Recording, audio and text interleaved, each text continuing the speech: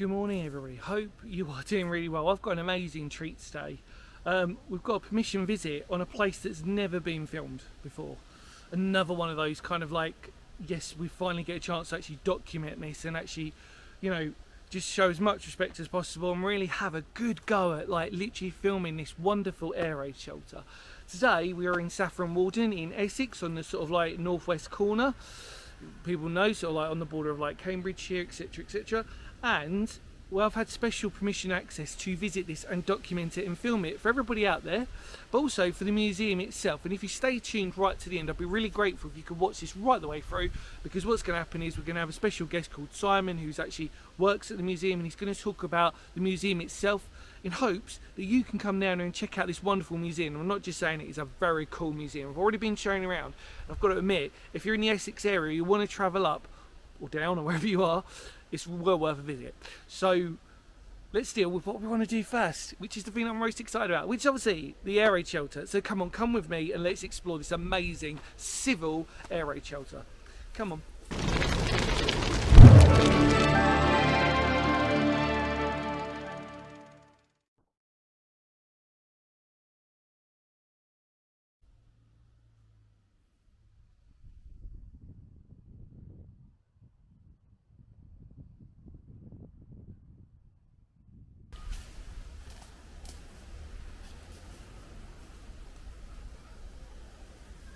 Okay, everybody, welcome back. So, excuse the light, it's a beautiful day today and it's kind of, I might stand here. Shall I stand here? A bit better. And excuse my hair as well. It's doing a wonderful, interesting thing at the moment. So, like I said, welcome back everybody, and thank you so much for staying and watching this video. We're in Saffron Walden today, like I said, sort of in Essex. And we have got special permission to visit this air raid shelter, which is actually owned by the tennis club, believe it or not. So obviously thanks to the tennis club for allowing access as well to this, but it's not being used. And actually, what I was just told just a minute ago was that there used to be like homeless people, and it used to be quite a resident sort of den for sort of like people taking drugs and all this sort of stuff. As places like this probably was always going to be the case when you sort of see things like this, especially on how disused they are. I've had a look inside on both sides and it's, I don't know, I'm just really spoiled. It's not the greatest condition because it's been left over time, but that's not the point, because actually it's a really special air raid shelter. Now look, here I am, I'm on one side. If you notice, however, this rectangular civil air raid shelter has got two entrances on its side, which means it's not one long rectangular. In fact, it's actually split into two.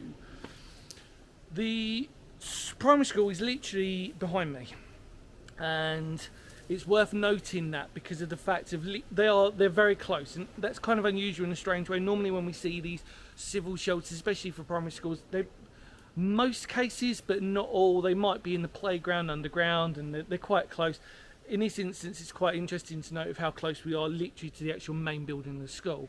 So we can argue obviously the practicalities of stuff like this if it was ever hit. The idea really, would it be much effect, should I just sort of say. We have to keep reminding ourselves, however, that these were air raid shelters, shelter being the optimum word that we always have to sort of like look at with this. This wasn't going to protect you from a direct hit. In fact, it probably wasn't going to protect you from a hit that was within a closer radius than that. They're not buried, civil shelters. And most of the time, as you sort of note with these ones, we've seen a lot on our channel, brick built with concrete cap on top. And that's pretty much all we need to know when it comes to actually the sort of history of this. I just say I'm just so grateful and so spoilt today with this actual visit today. I'm really just humbled and can't wait to actually get in. I bet you can't either, so let's go do it. Come on.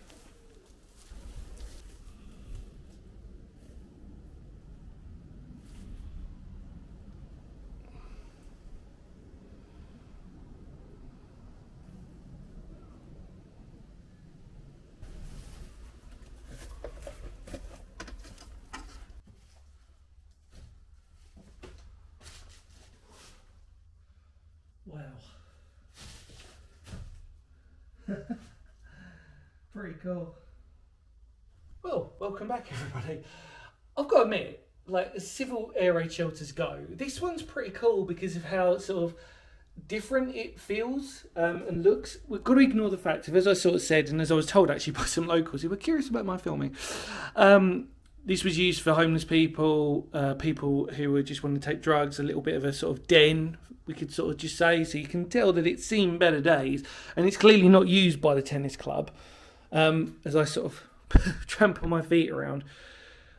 The only thing that I'm questioning, I don't know what that was. Now, I think that's a little escape hatch, which in essence would be the cutest little escape hatch you've ever seen. Bearing in mind we are dealing with primary school children, although I'm not 100% sure on that. It's just a very interesting thing. You can sort of see outside as well. It's like a little... I have no idea. But what was labelled in the records was... we're assuming this was 1939, start of the war. And then as we walked in there... there's a recess here, and what they noted was, now I'm just going to clarify this, it's what the record said is that that recess in front of us, was, could have been used as a potential just hidey hole toilet. The other thing to note as well is on inspection, there is no sign of where benches would have been placed. Normally you'd get benches on the side, as we've seen on many a civil shelter. Wooden benches. There is lots of interesting debris, which we would tend to ignore. And thankfully, I'm wearing my thick boots today, because I think actually on a place like this, you would need to wear them. Vents as well. There's one there. There's a couple over there. You can see them looking on top. Interesting how this is impressive in its own way, because you've got excuse me, there's a butterfly that's just woken up, I think. Concrete cap, as we said before, but there's like a main beam that's going right the way through, like a support beam going right the way through this, and then it just pretty much divides up. So all you can imagine is these little primary school kids are sort of rushing into the shelter, and they're basically just sort of being, just sit where you can and hopefully make yourself at home. Now, I think the reason why that it's probably split into two. Now, we note that on school shelters especially, what you would normally get is that you'd actually get them divided up either into class or male or female, in this case girls or boys. It depends. The primary school wasn't that big. It still stands, but it's not a school anymore. So there's every possibility that in this one it probably would have been like a couple of classes. So, you know, it's like I said, the school itself is not big at all. So actually this shelter would have easily fitted the whole school, really, including staff, teachers as well. So it's really not that big in here, but that's because actually the school itself isn't that big. So to accommodate the kids, you totally would have been fine. Loads and loads of space. It's just obviously those recesses, this parallels, so we've got a mirror image on the other side as well, which we'll take a look at in a minute. The only interesting thing to note is this, which if sometimes we have to own up to what we don't know. On this case, I don't know about that wonderful little door there. It just looks like it might have been like we say escape hatch, but just a secondary outlet, because there is only one way in and one way out of that. We know that that reminds me, that bottom one there reminds me of when I went to Dorset near the New Forest, and there was which isn't there anymore. It was a civil shelter there, and some of you might have watched that one and remembered it, because it was literally going to be demolished anytime soon after filming it. And that actually had concrete benches in it, and they had like a little recess down there, and that was noted as that could have been like a form of escape hatch or something like that, or escape. So I'm assuming that's probably what that was, but I'm not going to lay money on it. It's just because obviously the practicality of most of our area shelters, you have one way in, normally you have to have a secondary exit. That's probably what that is, but beautiful construction, really beautiful for what it is. There's, like I said, another little vent up there.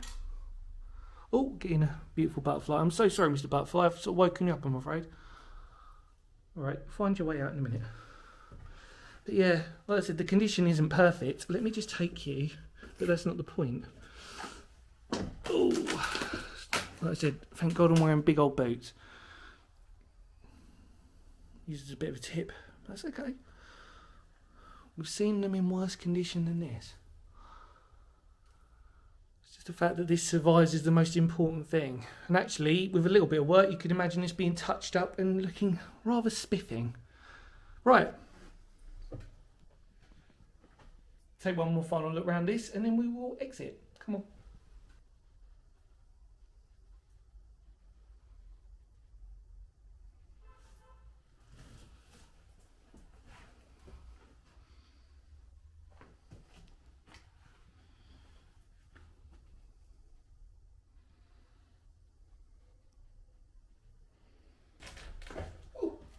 Right, let's make our way out and check the neighbouring shelter. Come on.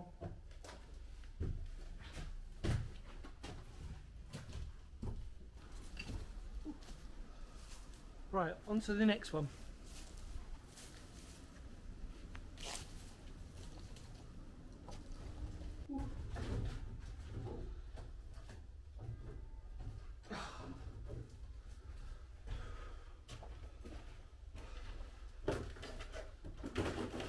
Not easy to get into this one. Still worth a look though. Come on. Hello. So, we're in the opposite one. This one is easily not, you know, condition-wise, this has definitely seen better days. I love the way, look, I don't know if you can see this on this one. There's a wonderful little latch. Look. Little cubby hole, isn't it, really? It's odd.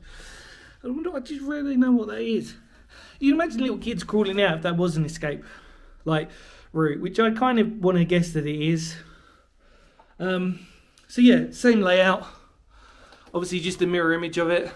So, beautiful cross beam going across. Concrete beam, I suppose. Supporting beam. Going right the way through this shelter, and you can see the concrete. Wonderful, wonderful, solid construction. Brick built, like I said, around the outskirts. Wonderful, and just that lovely little, I love that. So different. And then we've got a little vent. So wonderful little vents. There we go. Cool. But yeah, it's seen better days, unfortunately, on this one. But that's okay, because that's what we're here to do. We're here to document it. And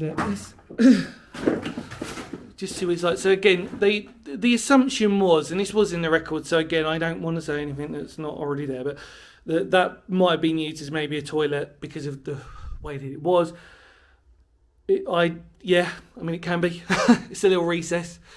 Normally most of them are, obviously that's the entrance there. But again, I don't want to lay money on that, but that's obviously what's in the record. So when we know it's in the records, we kind of got to go with what it says. So that's probably what that might have been used for. And then look, see people have camped in here at one point. And loads of random stuff that I don't really want to look at on the floor, to be honest. But like I said, with a good clean out, this would be amazing. There's a beautiful moth up there as well. Butterflies again. Believe it or not, on a very warm day today, I am a very warm day today. It is really warm. I'm doing my best not to sweat too much. You can't control it, can you? I love this. You know, I just love it when I'm in places like this. It's just a civil shelter, and for some of you, yes, it's just like a brick shed. But to people like me, it is a piece of amazing World War II history. And in Saffron Walden, although Saffron Walden is littered with history, and as you will see in a minute when we go to the museum, you'll find out more about that. It is remarkable. There's my stand. How cool is that? Right. Well, let's do what we did last time. Let's just take one more little look to document it, and then let's head out, because I don't really want to stay too long in this one. Come on.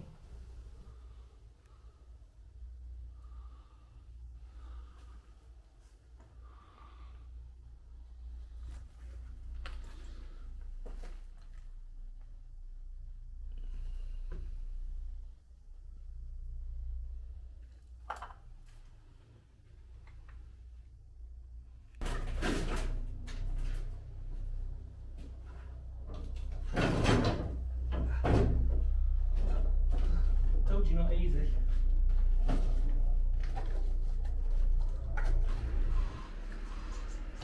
Ooh. Right, okay, we've done it.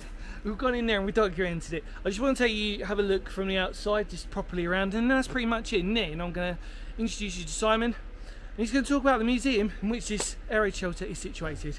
Come on.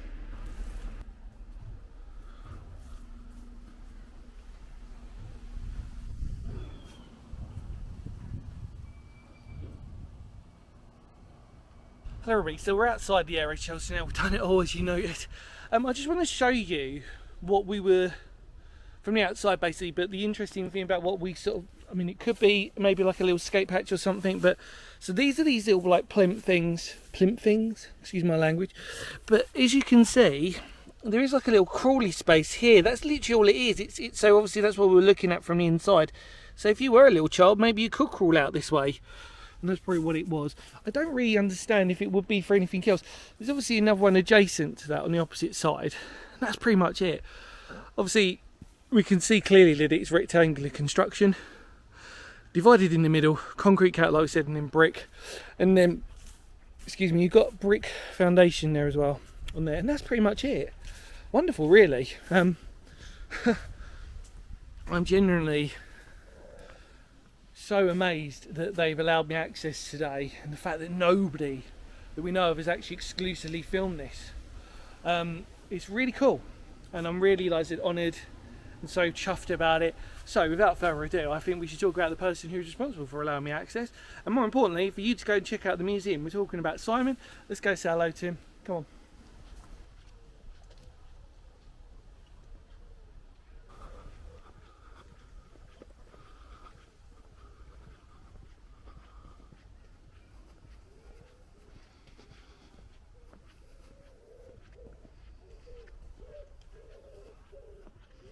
Well everybody, we've made it into the museum. I think it's time that we now chat to Simon, and so he can tell us more about this wonderful place. Let's go chat to him. Hi, my name's Simon Hilton Smith. I'm a collections assistant here at Saffron Walden Museum in Essex. We are one of the country's oldest purpose-built museums. We opened in 1835 and started with a collection that was mainly natural history and anthropology, which was very much kind of the time. We continued that throughout our history, and we spread into decorative arts, and we have a small local history section, but we still continue with our ethnographic and natural history collections, which are really the shining lights. We have all kinds of stuff, mammoth tusks, we have taxidermy, we have objects, flutes from Cook's first voyages, African shields, we have Saxon gold, Norman burials, Egyptian mummies. We're a small universal museum that is surprising the amount of collections we have. We have roughly 175,000 objects, and that is growing every day, and we hope to educate and entertain. We are situated just on the outskirts of the town centre, just near the market square, and we have a lovely Norman castle within our grounds. So I hope you'll visit and have a lot of fun. Well everybody, thank you so much for watching. I really hope you enjoyed that video. Take care, much love to all of you out there. Feel free to spread the word of the channel and to visit the museum. It's really important, obviously, we keep these historical places alive. You don't have to even, if you can travel, perfect, come up to Saffron Walden. It's a beautiful place anyway, if none of you sort of know that, and especially in the summer like now, which I'm baking and sweating. It's just a wonderful place, and it's so historic anyway, and the museum won't, you know, like we spoke about before, just is an incredible time capsule for some remarkable finds. I just also want to thank you, the staff, as well, for being so welcoming here, and obviously for the tennis club for allowing us access as well. Fingers crossed something does take place with this shelter, because it's a wonderful piece of construction, and it's really important to remind ourselves, obviously next to the school, how important that is in terms of its context and everything else. I really hope you enjoyed this video. Please, please, please, if you can spread the word of the channel, it would really obviously go a long way. Much love to all of you out there. In the immortal words of Phoenix history, we can safely say today, because history matters, and I think we can all agree on that one. Take care. Hopefully you really like this video. Please, if you can, spread the word of the channel. It goes a long way. Like I said, I don't make any money from this, and the more people subscribe and like it, the more it just motivates me to do these really hidden places that never get a chance to get recorded, and to obviously shine a light on community and history. And like we said before, that's just the best thing, isn't it, when we can encompass it all. Take care everybody, and I'll see y'all very soon. You ready? Ooh, I'm not going to compare you. Come on, we'll do it this way. See ya.